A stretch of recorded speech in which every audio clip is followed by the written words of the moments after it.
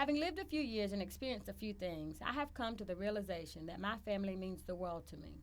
If asked to give my next breath and die in order for my children to take their next breath to live, I would not hesitate. I would gladly give every part of me that they may piece together some remnants of a body for them.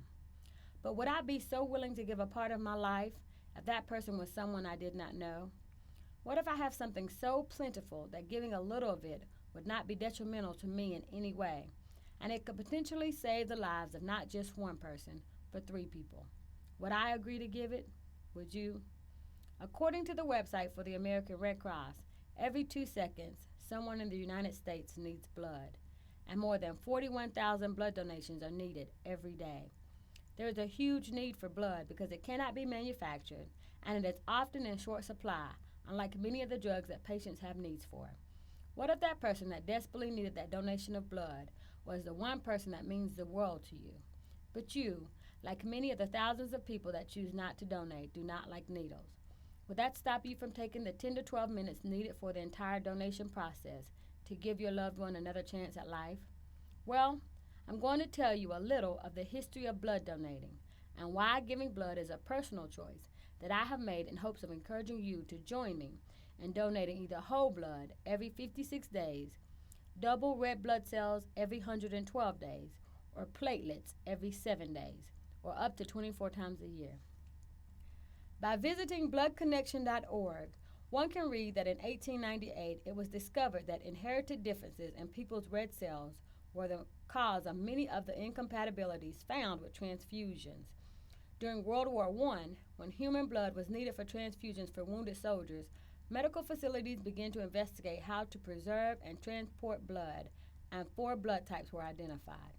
It wasn't until World War II, however, that effective preservative solutions were made that allowed blood transfusions to be given safely and widely. There have been many advances since then, including the discovery of additional types of blood such as the Rh positive and Rh negative classifications. Today, blood donations are carefully screened not only for types, but also for infectious diseases such as HIV and hepatitis B and C before it is released to hospital. And just in case you're wondering, during the blood donation process, all of your information is totally confidential and cannot be released except as directed by law. How can one person donating blood help? Well, considering that 38% of the U.S. population is eligible to donate, but only 10% actually does, let's make this donation process personal. You are the father of 6 children, and your pregnant wife and her sister decide to spend the afternoon shopping for baby clothes for the girl that you finally conceived after 6 boys. She is 6 months pregnant, and ecstatic could not begin to describe how she feels about this pregnancy. Well, on the way home from their shopping expedition, the unthinkable happens. They are sideswiped by a drunk driver, and they are rushed to the nearest hospital with life-threatening injuries. After 4 hours and 6 pints of blood, your wife finally stabilizes somewhat, but it is still touch and go. And to make matters worse, she gives birth to a little girl who is premature and fighting for her life. Over the next 24 to 48 hours, your wife will need at least 2 more pints of blood, and your premature daughter will need 3 transfusions over the course of her 16-week battle to survive. But due to the sudden increase in demand for blood, the hospital's on-hand blood supply has reached critically low levels, and they must now choose who gets the much-needed blood to live. Who knew that blood was such a precious commodity until it hit home? And unlike this situation, a single car accident victim can sometimes require as many as 100 pints of blood, and a premature newborn averages 4 transfusions before they will be well enough to go home. This is your baby. Would this change your mind about donating? Let's make it even more personal. African Americans like myself make up 17% of the population within our area. This includes Greenville, Spartanburg, Union, Cherokee, Pickens, Oconee, Lawrence, Greenwood, McCormick, and Newberry counties in South Carolina, Stevens County in Georgia, and Henderson, Polk, and Rutherford counties in North Carolina.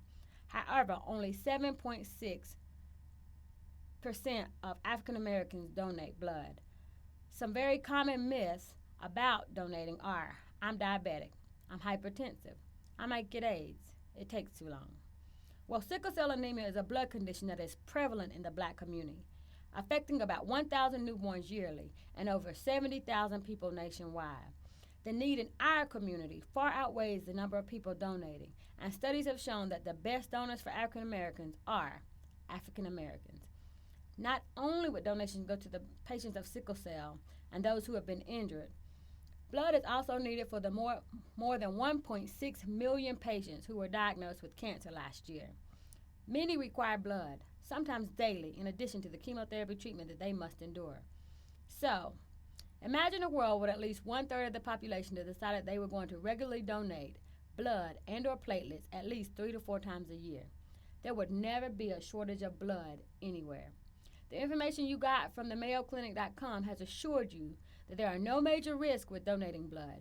The blood cells are replaced by the body within weeks of donating with no life-threatening side effects. How would this help the world as a whole? Cancer recovery rates would increase because there is blood on hand to aid them in their struggle to beat their disease. African Americans struggling with sickle cell crises would also decline because there would be a steady supply to replace their malformed red blood cells. And the little girl who was born at 24 weeks will eventually go home to her life of torture with her 6 older brothers. This may not be my story, but it is somebody's. In conclusion, I've been told the best way to persuade is by example. I started giving blood in 1993 in honor of my aunt Fannie Lane and in memory of my aunt, the late Clara Webb, who were in that car accident so long ago. Blood donors like me gave them another opportunity to survive and make some more precious memories with their families. I thought giving blood was a selfless thing to do, but I know that I also donate blood for selfish reasons as well. I continue to be a regular donor in honor of the life that was saved in 2006, mine. Donating blood is a rewarding action that I'm sure we will never win the Nobel Prize for, nor will a lot of people know what we have done. But I think the Blood Center for the Pacific summed it well when they gave one fact for every day of the time needed between blood donations. The best one, in my opinion, was the last one. It's about life.